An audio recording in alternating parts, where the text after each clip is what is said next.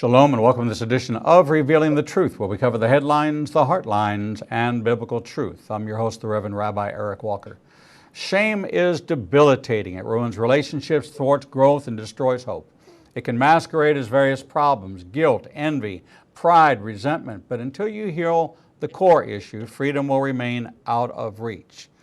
Dr. Mark Baker joins us at this hour every month, on this Friday of every month, to talk about overcoming shame. He's received a PhD in clinical psychology, a master's degree in theology, as well as a certificate in psychodynamic psychotherapy. He serves as the executive director of the Levi Counseling Centers in Pasadena and Santa Monica, California.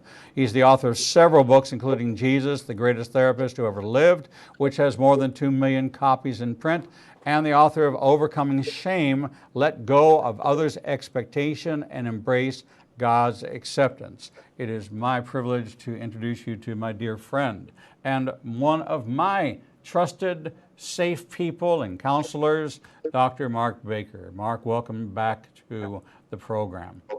Always good to be with you, Eric. Always good. It's such a pleasure. I think that the feedback I get from most of our audience in regards to our sessions is that they feel almost like they are sitting in on a dual therapy session. You and I both minister to each other based on our own experiences, our rough childhoods, our difficulties with our own fathers, and the experiences we've had. Even though serving God, there is a man behind the doctor, there's a man behind the rabbi, and you and I spend this hour talking about those kind of issues in our lives, which so many people can identify with. So I so appreciate the transparency.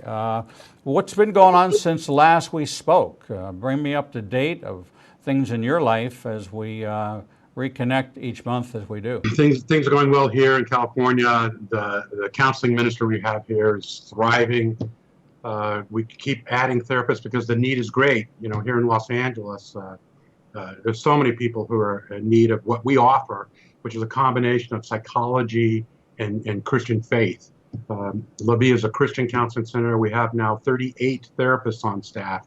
So we had to take over the suite next to us because the need is so great. I thank God for the opportunity to help people, come alongside them in the trenches of their life.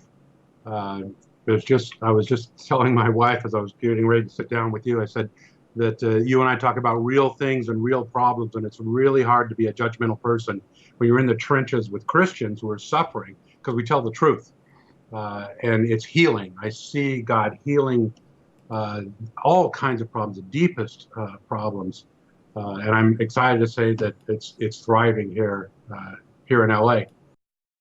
Well, you know, what's so interesting about your story and your practice is that over the years you began to develop an understanding that there was a core issue that was kind of at the heart of many of the classic phobias, if you will, and the classic manifestations of depression, anxiety, panic attacks, sleep disorders, all of this, and then began to drill down to it and becoming a core part of your practice, your ministry, into this issue of shame.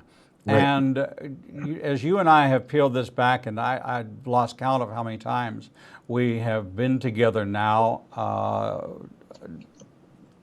most people recognize this is a joyful time for you and I to talk about unjoyful things. But we have great joy because we do serve the one who equips us to overcome this. And it's really quite interesting biblically, from a biblical perspective. Most recently, I've kind of been playing around with a number of people who have said they're out looking for their Boaz, and my response to them is, so on your Match.com profile, are you putting down that you require that that your future mother-in-law was formerly a prostitute? And they look at me and go, what are you talking about? And I said, well, don't you know who Boaz's mother was? And they go, you know, actually I don't. And I said, well, it's Rahab. And she continues today to bear the title Rahab the prostitute, not Rahab, Boaz's mother, or Rahab the Corrie ten Boom of her time. And so she's been branded. And it's interesting that even in today's narrative, she wears the brand as Rahab the prostitute. But yet she is in the lineage of the Messiah and obviously elevated out of the professional the professional ranks of a prostitute to being an honored and revered woman of God. And imagine Boaz turning out the way he did, certainly being aware of his mother's history, not bearing the shame. We see no evidence of shame manifested in Boaz. Interestingly enough, we see great compassion. And so we have these characters that are kind of, they're on the other side of this issue of shame. They've already navigated it, and look at the fruit born in the life of Boaz for somebody that could have been saddled with incredible shame. Yeah, it's encouraging to me, and you're so right. Even though we talk about the most difficult of circumstances in our own lives as well as other people that we're helping, it's encouraging to me because I see the power of overcoming these core issues. And you're right, I was a Christian therapist for decades, really, and I kept seeing the same problem come up. And everyone comes to our counseling center, not just Christians, everyone, but primarily Christians, because they want to sit across the room from someone who has the same worldview, the same ideology, who understands God the way they do. So it's a safe place in that way. And I kept seeing in the lives of these godly people problems coming up, and affairs, and pastors that I've worked with who would have serious psychological problems in their lives. And it was so hard to put our finger on it. And at first it was like I could see, well, there's personality disorders in the church that are causing all kinds of problems. Narcissistic personality disorders, borderline personality disorders.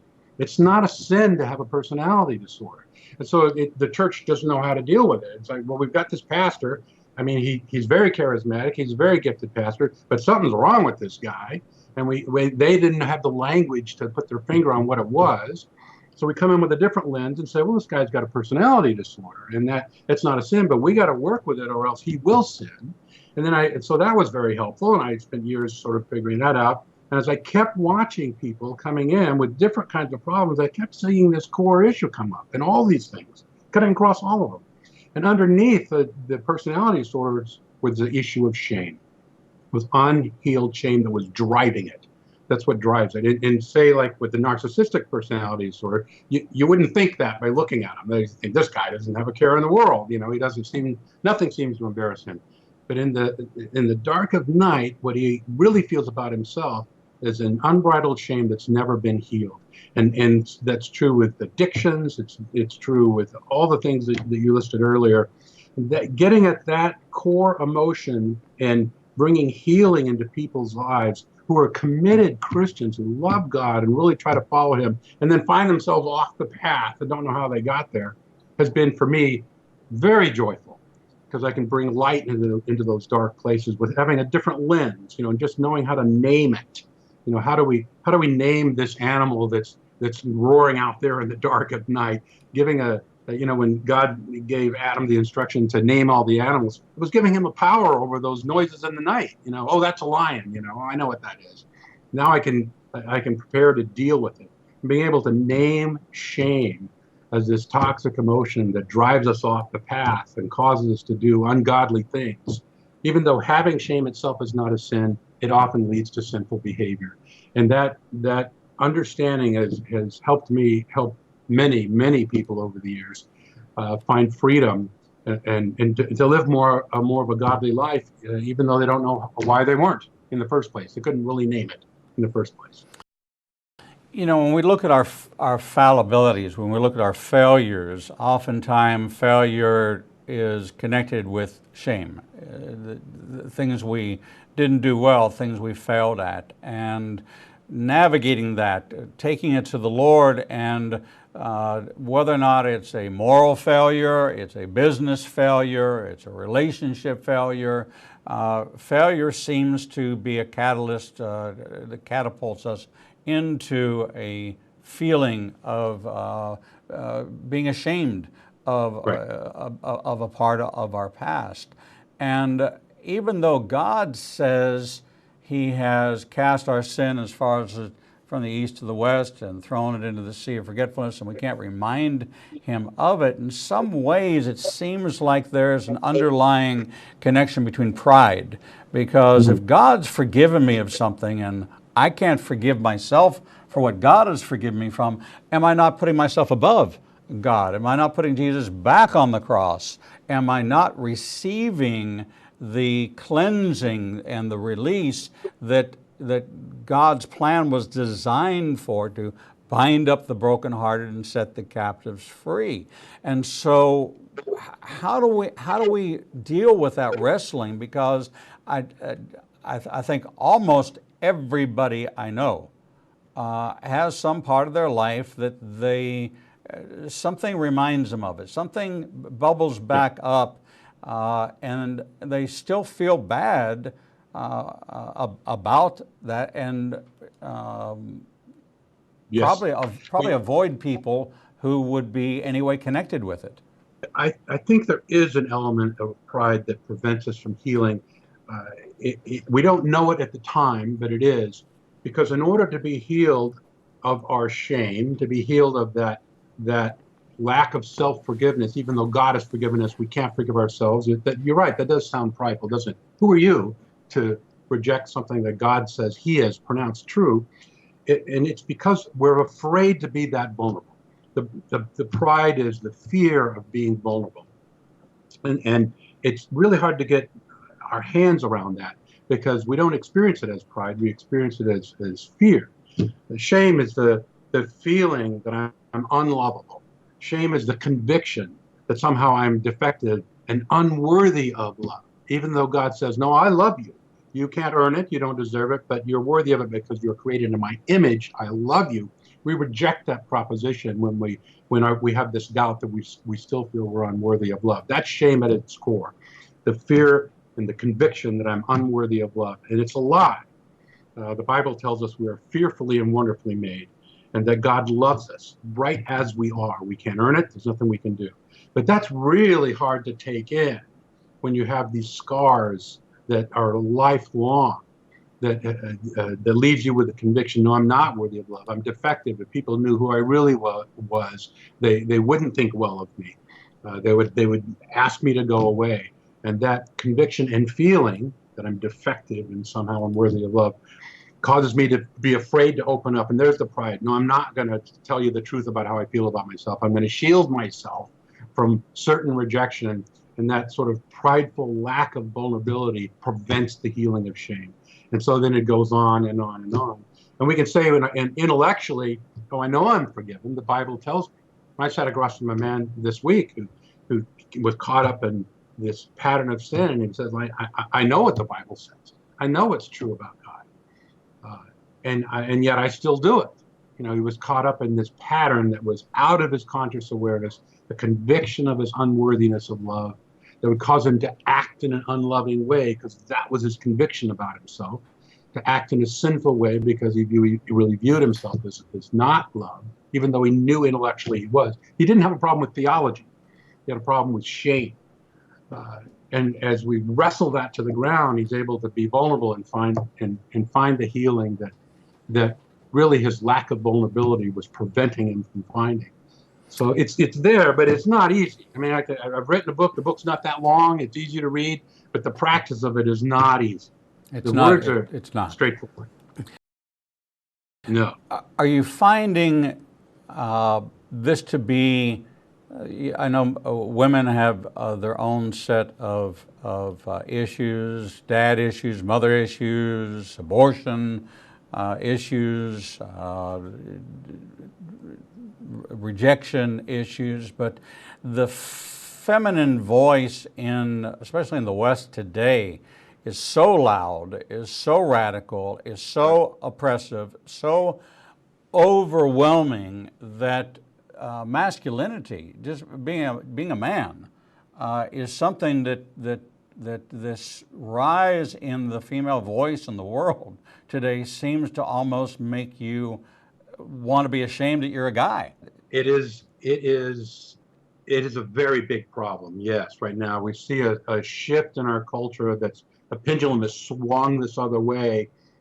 And you're right, that voice is creating lots of problems, creating problems for women who are angry and feel that they need to speak out against the oppression of thousands of years of being oppressed, and that anger can go too far to overcorrect, and that's a problem. And then you're right, the secondary problem is men, particularly young men today, are being told that to be traditionally masculine is toxic.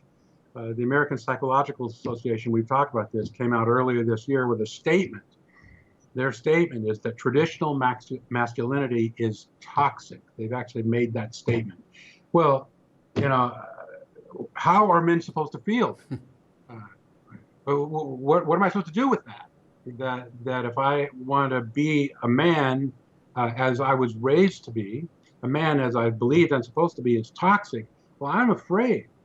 Men are afraid to ask women out on dates in college. They're willing to maybe hook up, have sex with actually no commitment and no real personhood involved, because they're terrified they'll be rejected if they showed up as a man. So they're having these sexual liaisons that are very unhealthy, very destructive, out of fear of just a man engaging a woman as a man and woman and trying to engage in a healthy way, because they're being told that just being that man is toxic. It's toxic. We have a very serious problem on our hands, and I don't know how we're going to actually do this battle. I think it's really the church, I think, is going to have to be at the forefront of the battle, because psychology is veering off into the tall grass. It's getting lost. Psychology is a social science, which means society defines the rules of psychology. So psychology's rules will shift with society, and it'll go off the path at times. You'll think, oh, well, this is what society says is true, so we're going to go with that. So psychology as a science is a social science. We need to remember that. So you can listen to some psychologists, but you've got to keep in mind that their psychology as a discipline studies society itself and gets its rules from that. A good example is when I was in graduate school, homosexuality was in the Diagnostic and Statistical Manual as pathology. Today, the American Psychological Association views itself as an advocate for a gay lifestyle. We're an advocate for the oppressed. We completely shift their definition of what pathology is based on society's rules. So they're doing that to masculinity now. The ethos in the culture is women have been oppressed, therefore men must be bad. And I think that's way too simplistic a formula. They're throwing the baby out with the washwater, and they're confusing both women and men by taking that black and white sort of binary stance and making something good or bad, which is really much, much more complex. I think we have a problem on our hands, yes. And I think the church needs to stand up for what we believe the biblical truths are, and to be a directive. I believe that hope that psychology will come back. It'll receive correction. It's already coming back. Once they made that statement, there was much outrage, and it started to retract those statements, saying, well, we didn't mean that all traditional men are toxic. We just meant a few. And so it overstates itself. And we who know the truth, you just read the Bible. It's clear. Those principles are clear. Then the social sciences will come back, I believe, to what's true if they're honest in their research. So we have a battle on our hands. We do, and you and I grew up in a generation where our parents taught us manners, and so we opened doors for women. We help carry, offer to help carry, even at the grocery store. We see an elderly woman trying to unload a bag of groceries with a 25-pound bag of dog food, and so we go over and we help them with it. Sometimes it's they want to spray mace in your face, and you know, Yeah. I can get my own door, and I can carry my own stuff, and they're almost offended. And you know, all I tell them is, listen, if my 93-year-old mother was watching this situation right now and I did not open this door for you, I could expect a pretty long lecture. So I'm going to hear her voice, and I'm opening this door for you. You can say thank you, you can scowl at me, you can do what you want, but I will hold this door open for you because that's how I was raised. And so that's the way I'm going to live it out and continue to have manners. And I don't sit until a woman is seated. I hold a chair. I pull out a chair for a woman. I do all those things that I was taught to do. Even this 67 years later, that is a part of who I am. They would call it a Renaissance man. That used to be something that was attractive and something that people were interested, that they still had a little bit of the old, a little bit of the tradition, and yet still were part of the new culture. But even that now is in jeopardy. And how do we define what's the role model today? As we look at Father's Day and fathering and all these things, how do we honor your mother and father? I don't know what a father's supposed to do or what a father's supposed to be, and where do I get my teaching from? We're in a dangerous time, because if we're saying to men, you just being a guy is toxic, then that means you should feel shame for being something you cannot change. And what that means is I'm going to repress that now. I'm going to take the truth about myself, my masculine self, and repress it. That is never good. That's not a good formula. If I'm supposed to feel shame about myself as a man, what do you think is going to happen? That will get expressed. That masculine energy, that testosterone, that power will get expressed, and it will not be expressed in healthy ways. If society is telling me to be ashamed of myself as a man, and I should pretend to be something I'm not, it's going to come out sideways. I think it's going to lead to more violence. I think what's going to happen is you're going to take this masculine energy, which is a violent energy, and rather than discipline it with manners, rather than discipline it with the kind of upfront, honest, constructive guidelines and boundaries that we set for men, but telling men to repress that energy, it's going to come out sideways. You're going to see more violence, I think, against other women, violence against acting out in societal ways that are not healthy, because we're not telling the truth. We're not saying a man is a man and he needs to be disciplined, he needs to have manners, he needs to harness that testosterone energy. And let's be honest about that, not pretend he should be something that he's not. That is not a good formula. You know, I heard someone say this week, why is God referred to in the masculine in the Bible? All throughout the Bible. Why? Because God isn't masculine. Why? God transcends anything we could possibly understand. Why is he so universally referred to as masculine? He made an interesting point.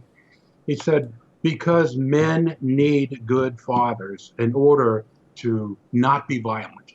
That throughout all of history, men have been the ones who have been leading the charge in war and being destructive. That unbridled masculinity does lead to dangerous things. And we need to know that there's a good father there who loves us, is going to tell us how to behave. He's going to give us direction. He's going to tell us, listen, you need to be disciplined. You need to harness your masculinity. And that was more important than even having God pictured as a mother, because we as men need that father figure, that healthy, loving, firm father who has consequences for misbehavior and love for us when we're acting right. And I thought it made a lot of sense. We need to embrace our sexuality and our masculinity, not repress it because we're being told it's toxic. I think we're going in the wrong direction when, as a society, we're saying that to men. We're going to be acting out in sexual and behavioral ways that are not good if we cannot tell the truth about who we are. Because that shame, when it goes underground and get attached to your sexuality, is not going to come out in good ways. You know, we look at the dominion mandate. Go out and subdue the earth. You're to be the protector, provider.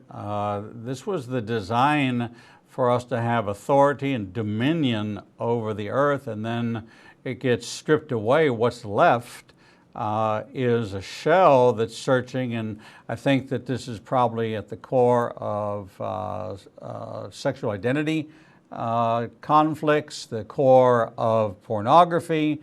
I can have interaction with a woman without having an interaction with another human being that's going to put me down, criticize me, and tear me down. So I have this fictitious relationship with something that is stimulating but detached, and so Right. we find it's devoid of emotion. And Right. when we take emotion out of it, then it's like taking a part of the Trinity out of the picture, because we are created in God's image, two parts visible, invisible, one part visible, and there is a balance in the full counsel of heaven. There's a balance in the full operation of our mind, will, emotions, our body, and our spirit, our soul. All of that has to work in find a balance and a harmony. And if one becomes dominant over the other, or one becomes eliminated from the equation, then there's a false balance there. Right. That something's got to give. It's going to tip over, and when it does, it crashes and crashes hard. We're talking with Dr. Mark Baker, author of Overcoming Shame, Let Go of Others' Expectation, and Embrace God's Acceptance. Shame at the core of so many of the issues facing us, this issue of I'm not worthy, I'm undeserving, even the issue of I'm a fraud. If you actually knew who I really was, you wouldn't want to have anything to do with me. It's the drive towards isolationism. It is going to derail society and putting a false balance into the mix. And when you take men out of the equation of humanity, then this is going to cut off the supply line. This is going to lead towards those that would advance, like in Islam, having 6 or 7 children in a male-dominated society. That's going to become the ideology of the day unless we as believers step up and put the balance back into this picture and deal with the real issues facing us, as Dr. Mark Baker and I do each month here on Revealing the Truth. We're going to take a short break, and when we come back, we're going to continue to explore the masculine soul and how it's evolved or devolved through generations, and what we can do about restoring it to the right balance. We'll be right back. Not everything that makes the headlines has biblical importance, but many events that happen around the world do, and you never hear about them. Igniting a Nation is pleased to teach Revealing Prophecy every Tuesday night at 7 p.m. at the Marriott 280 in Birmingham.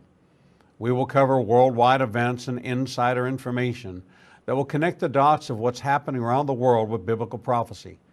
If you happen to miss a class, we'll televise each week's class at 10 o'clock Central Time on ignitinganation.com and all our social media outlets.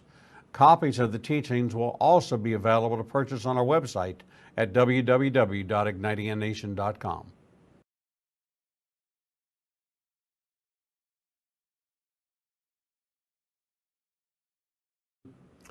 The Lord meets you right where you are, and so does Igniting a Nation's new live streaming outlets. You can now watch Revealing the Truth, Revealing the Bible, and Prophecy Revealed simulcast live each Monday through Friday from 10 a.m. to 1 o'clock p.m. Central Standard Time on YouTube Live, Facebook Live, Vimeo, Periscope, and through our website, www.ignitinganation.com. No matter what device you are using, our program will automatically scale so you won't have to miss a single program. And if you happen to miss an episode, you can always subscribe to the Igniting a Nation YouTube channel and access over 1,000 interviews and never miss your favorite authors, special guests, and topics that interest you the most. There are lots of ways to see Israel, but nothing compares to seeing the land of the book and the people of the book through the eyes of 2 Jewish believers who can take you on a journey that will bring the entire Bible to life. When you join Rabbi Eric Walker and his #1 rated tour guide, Edo Canaan in Israel, you'll experience incredible teachings, first-class accommodations, and actually walk where Jesus walked. You will experience the Bible transforming from black and white into living color, and you will never see the Bible in the same way again. For more information, visit us at www.ignitinganation.com/events. The Lord contends with what contends with you, and Igniting a Nation is committed to bringing to light each and every issue that faces a believer's life. Our live stream programming and teachings take you on a journey to finding biblical truth from a wide variety of experts who share their insights into a deeper walk with the Lord. We have assembled the most comprehensive panel of experts in the fields of prophecy, caregiving, healing from trauma, shame, and abuse, and so much more. We continue to expand our teachings and programming to meet your needs. We're committed to healing the nations with biblical truth. Visit www.ignitinganation.com to develop a deeper walk with the Lord and start your journey to a transformed life. The Bible commands us to study to show ourselves approved, but most study using Bible study tools and not actually studying the Bible chapter and verse. Igniting a Nation is pleased to present Revealing the Bible, recorded and taught each week before a live audience. We take you deeper into the actual Bible and verse in both Hebrew and English and connect the dots between the Old and New Testament. You can attend our 2 classes in Tuscaloosa and Birmingham, or watch the program every Wednesday at 11 a.m. Central Time on ignitinganation.com and all our other simulcast outlets. For more information, visit www.ignitinganation.com/events.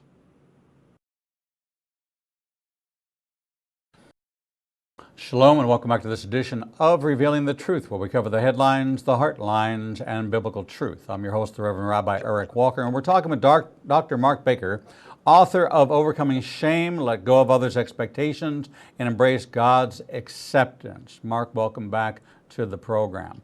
Thank you. Good to be here. You know, we're talking about the male role in today's society, and you made a profound statement that I hadn't really made the connection that psychology is a social science, and it moves with the tide of humanity as values shift, so the psychology shifts. And Yes. As we look at this adapting to an evolving societal standard, men aren't necessarily wired to become easy adopters, flexible changers, malleable creatures who are designed to move and flow with the tide.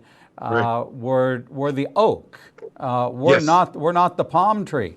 The palm tree will sway in the storm, but the oak, that's the stable, that's the incorruptible, that's the rigid.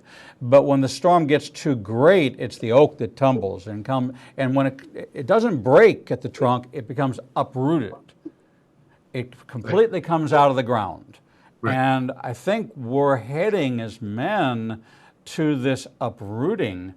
If this tide continues, it will come up against the who we were designed to be. And if you tear us out by the roots, then you kill us. Very well said. We measure these things in psychology, and this is why we've gotten into a little bit of trouble of late. There's a measure of what we call agreeableness, and men score low on agreeableness. Women score high on it. Women are interested in affiliation and getting along and who's close to who, and men want to know who's in charge. You know, I don't really care if you like me. I want to get stuff done. What's the rules? Tell me what the rules are, and we're going to make things happen. Now, that is actually a good thing. If we embrace that and discipline it, as we were talking about, it needs to be disciplined. But you're right. We don't sway. We're the oak, and that has its problems and its limitations.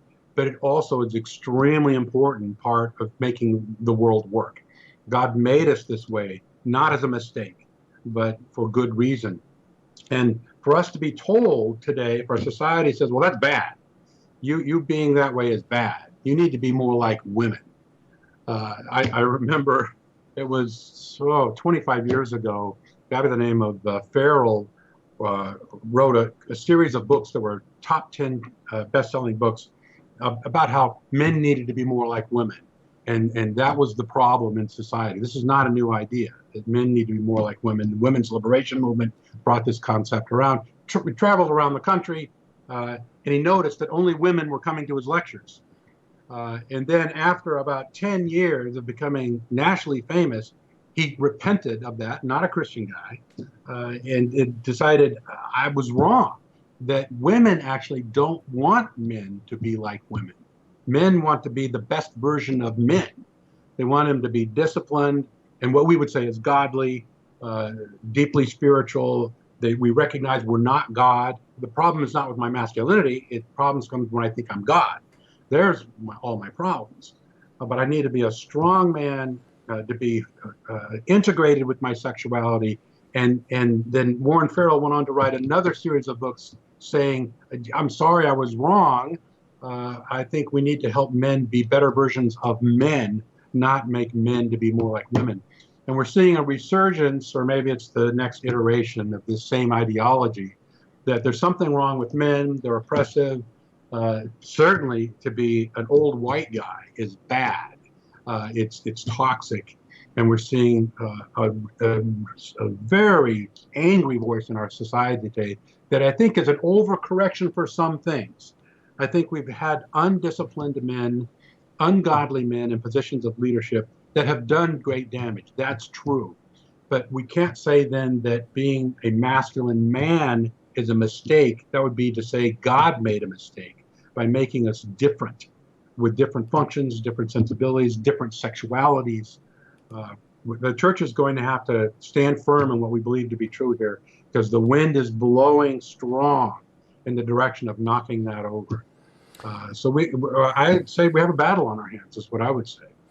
So in this dynamic, I understand that the desire for men to become better listeners as opposed to being solution developers. Yes. You and I were raised, somebody comes to us and tells us a problem, rather than acknowledging and soothing them and saying, oh, I'm so sorry you're going through this, is to say, well, here's what you need to do. Okay, right. Okay, here's how we're going to, and so they were like, well, we didn't grasp the concept that you were looking for somebody to listen to. Okay, we thought that's what you did with your girlfriends, but when you finally came to me, you want me to do something about it because I'm the action guy. I'm the problem solver. That's what I was designed to do, and that's what you expect me to do. We found that wasn't the case, and that became a real cause of friction. You don't listen to me. What do you mean? Every problem you've ever had, not only did I listen to you, but I helped solve it. And I go, well, no, you didn't, and no, you didn't, and I still have the problem, and you still haven't heard a word I've said.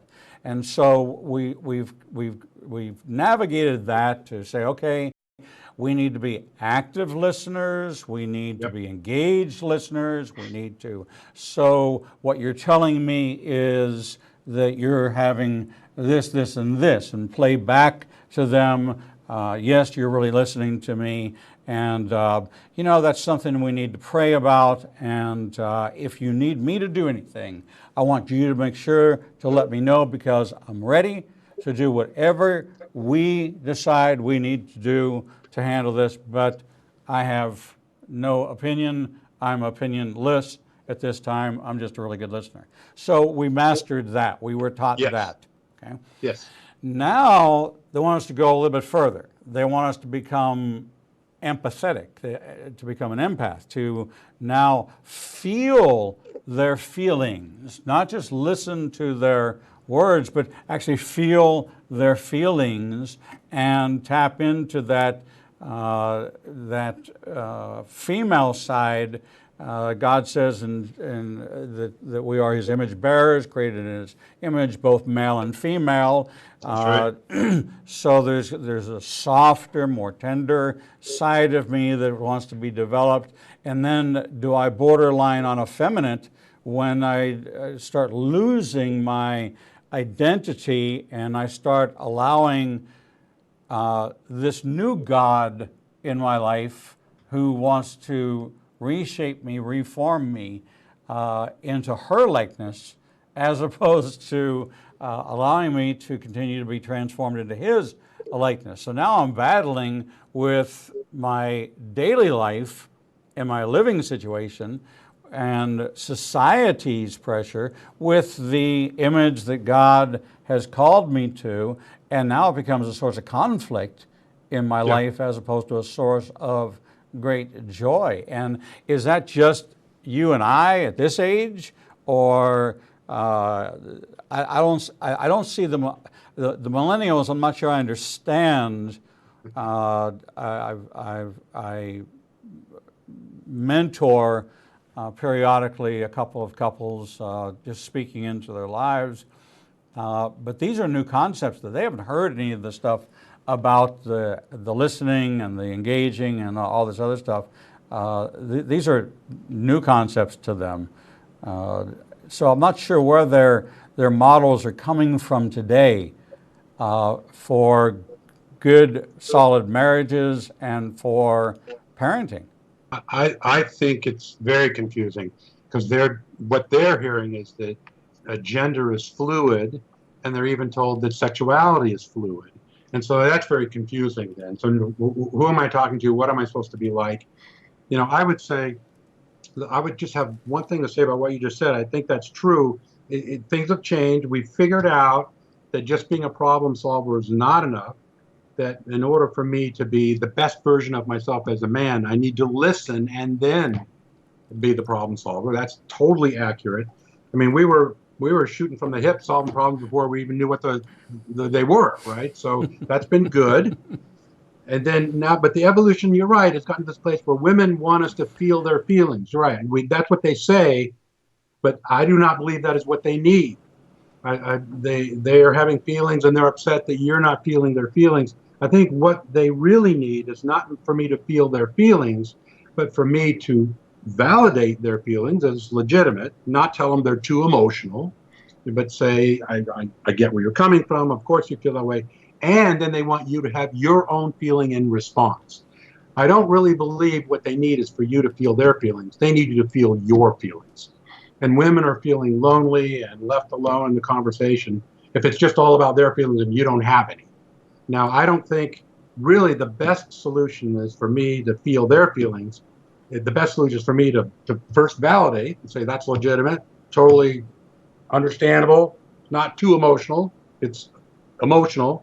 And here's how I feel about that. They need you to get in the arena, you to participate, you to be vulnerable, you to have feelings too. That's what they really need. Because think about it. What's the strongest relationship? Is it where we always agree on everything, always have the same feelings about everything? Or is it where we have different feelings, but we treat each other with respect in the midst of that? Where I don't feel the same way, but I certainly respect you for feeling that way. That's the strongest bond.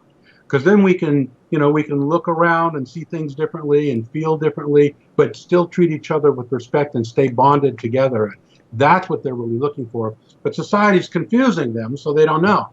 They're thinking, well, you're supposed to feel what I'm feeling, and then I won't feel alone if you feel exactly what I feel. I don't think that's quite right.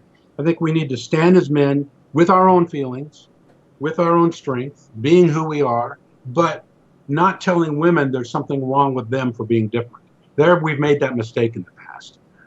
We've told them that they're too emotional and they just need to be more reasonable, and that would solve the problem. That's been a mistake. So that's been a good correction for us. But I do not think we have to surrender our masculinity. I think that is a mistake. That will not go well for us. I completely agree with you. There are issues, of course, that we all bring excuse me, into our relationships. Certain woundedness from our past that the airlines make you check your bags.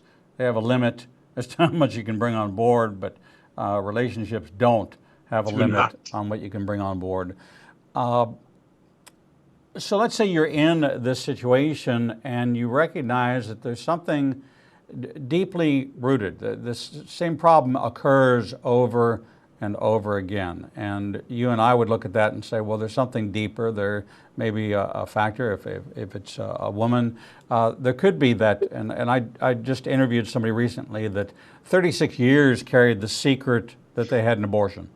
36 years, married for 30 some years, just recently shared it. And if you go back, and I'm sure that the family members and others look back and said, well, okay, well, that explains a lot of things that, these reactions as opposed to, or these responses as opposed to.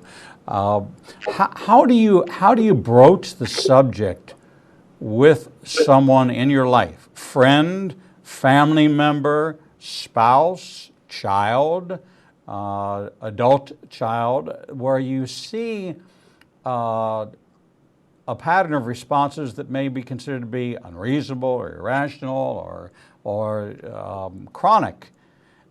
How do you help navigate to identify or reflect back? Because I think that when you do validate their right to feel the way they do, it also opens up the door to being able to then, in a sobering discussion, ask questions that Yes. that might facilitate a new dialogue and help them feel safe, which Yes. is the role we're supposed to play in our, as defined as men, is to create a safe place. I just don't Yes. think that our definition of what that safe place looks like, I think that needs to be reframed today from what it was 50 years ago. You too.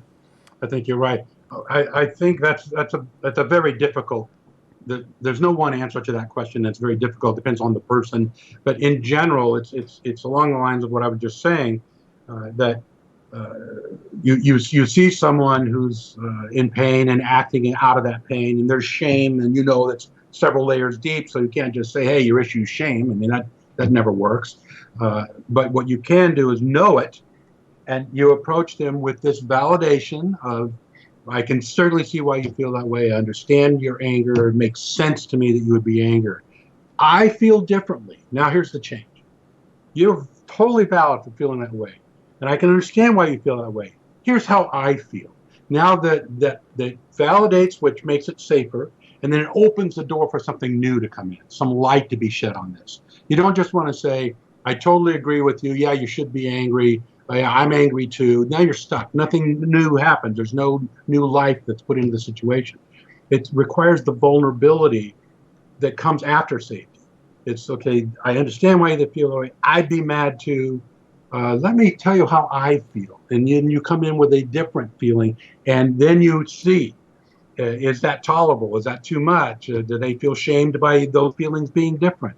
Because here's the thing, when someone is in a lot of pain, it's very hard for them to recognize differences in the other person. We shrink it down. And that's when they demand that you do feel exactly like they feel, because they can't listen to any differences. A difference becomes a threat. And so you test that out by saying, I totally understand why you feel that way. Let me share how I feel about that. And then you see what happens. And if they go, oh, no, you don't understand, you don't get it, well, that was too much. I overshot. They're not ready. And it's not safe enough yet. And then you back up, but still realize there's pain under there, there's shame under there that needs to be addressed. And I really think the healing is something that God does. What we do is we plant, we seed, we water, and God grants growth. So I'm just a horticulturist. I'm just there trying to see, pull out the weeds, water as it needs, be present with what I believe is a healing presence, and see what happens. Mark, do the shamed tend to shame others? Do they tend to respond from their shame in a way that makes you feel, or they want you to feel? It's an attack. It's certainly trying to push you down to that level. hurt people hurt people? Do shame people shame people? Is that a pattern? Yes, we actually have a lot of research on this. That isn't always true. Some people take their shame and they go inward with it. They become depressed. They become self-punishing, and you can't help them because they're just stuck and they can't get out of it because they feel I can't be helped.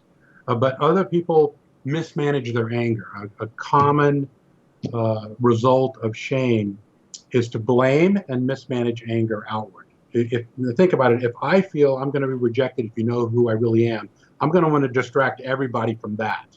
And the best distraction is to blame you. So there's a very quick response to blame and a destructive use of anger. Anger at its core is energy to solve a problem. God created anger as energy to solve problems. That's what it is. But it is mismanaged constantly in destructive ways because of shame.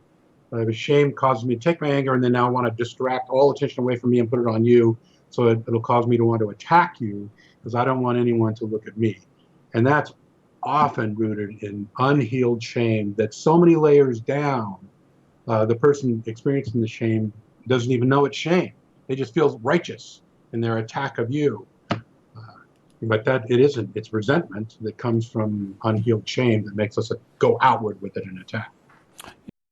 Each time that you and I meet together at this juncture on the second Friday of every month at the 12 o'clock hour Central Time, 10 o'clock Pacific Time for you, it reminds me that men need to have men to talk to. Amen. Men need to have these conversations that you and I are having. Men need to seek out other men to be able to talk about these kind of issues in their own marriages, in their own relationships, and not just from an accountability standpoint, which is extremely important, but in the shared understanding that you're not alone, the shared understanding that God created us to be in community, to be in relationship, that these challenges that we're facing in masculinity, fathering, parenting, husbandry, all of these things, how do I become the best version of myself? How do I bring honor and glory to God? Comes from having people you can trust, godly counsel. It says there's wisdom in a multitude of godly counsel. Having someone like yourself in your life that you can go to professionally is extremely important. And it may very well be that it's how to navigate the hurt within your spouse. How can you best help them? And in that way become a better husband, become a better father, become better at love, become a better vessel for God that will help foster the healing and the seeking of help, saying, hey, listen, I've been seeing a counselor and I'd like you to join me to hear about the things I've been talking about to the counselor, things I'm working on with my counselor, and then engage them and pull them in and make it about you, not about them. I think we can do a much better job at that. I think that you and I have tried to exemplify that for our audience as to these real issues, and not paint them with a beautiful brush and a panacea, but the realities of the frustrations of shame at the core of so many of these things, and trying to figure out as men what the heck we're supposed to do in this season.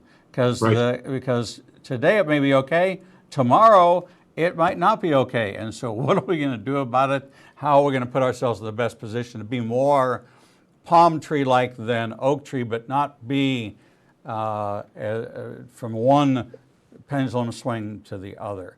We've been talking with Dr. Mark Baker of the Levi Counseling Centers, author of Overcoming Shame, Let Go of Others' Expectation, Embrace God's Acceptance, and one of the most trusted people in my life that I get to share my questions and my search for God's truth and to see how it lines up psychologically with his professional experience, a trusted friend, and a very, very valuable partner to this ministry. And so, Mark, we thank you for your candor, for your professionalism and for the contribution you've made to so many lives. Thank you for that.